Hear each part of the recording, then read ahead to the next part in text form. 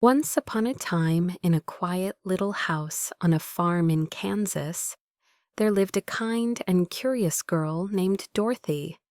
She had a little dog named Toto, who followed her everywhere, through the fields, under the sun, and even when she twirled around just for fun.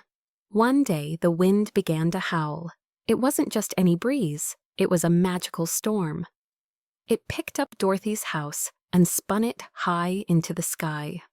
Toto barked in surprise, and Dorothy held him close. The wind spun and spun until everything went quiet. When the house gently landed, Dorothy peeked outside. She wasn't on the farm anymore. The sky was a brighter blue than she had ever seen.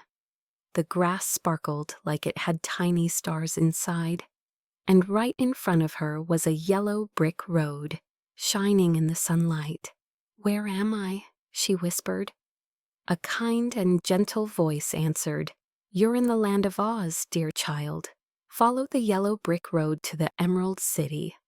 The wizard can help you return home."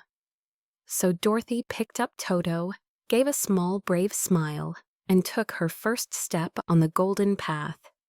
As she walked, the trees waved softly in the breeze, and flowers seemed to giggle in the sun. Soon she came across a strange figure standing in a field, a scarecrow, stuck on a pole with straw arms and a crooked smile. "Hello there," Dorothy said kindly. "Hi," the scarecrow replied, surprising her. "I wish I had a brain so I could think smart thoughts." Dorothy tilted her head.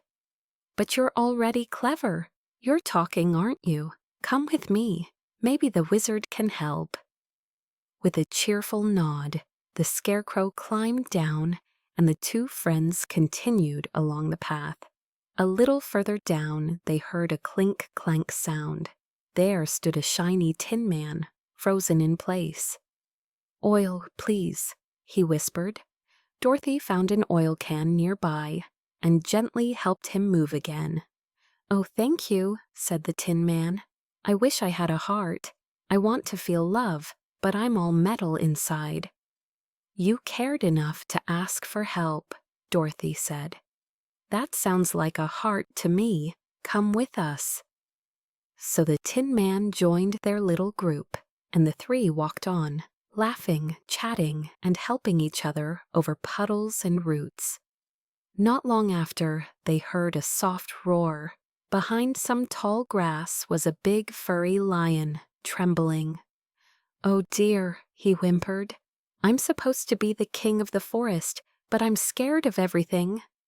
The scarecrow offered his straw hand. "You're brave enough to tell the truth." Dorothy nodded. "And that's a brave thing to do.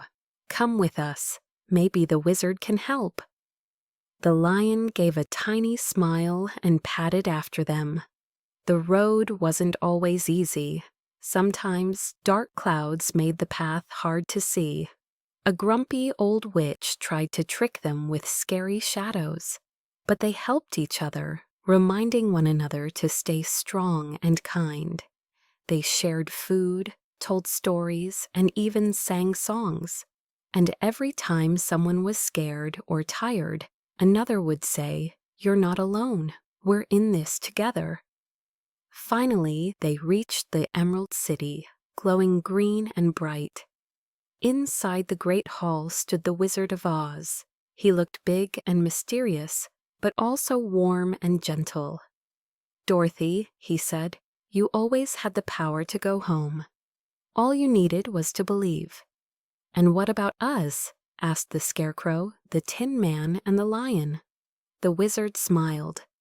"Scarecrow, you showed wisdom at every turn. Tin Man, your kindness is proof of a heart. Lion, you faced your fears with courage. What you were looking for was already inside you."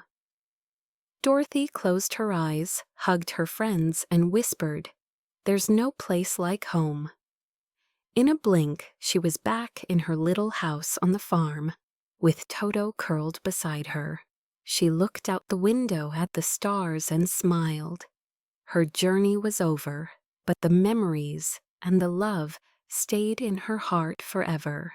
Moral of the story: sometimes the things we search for, like courage, love, and wisdom, are already inside us.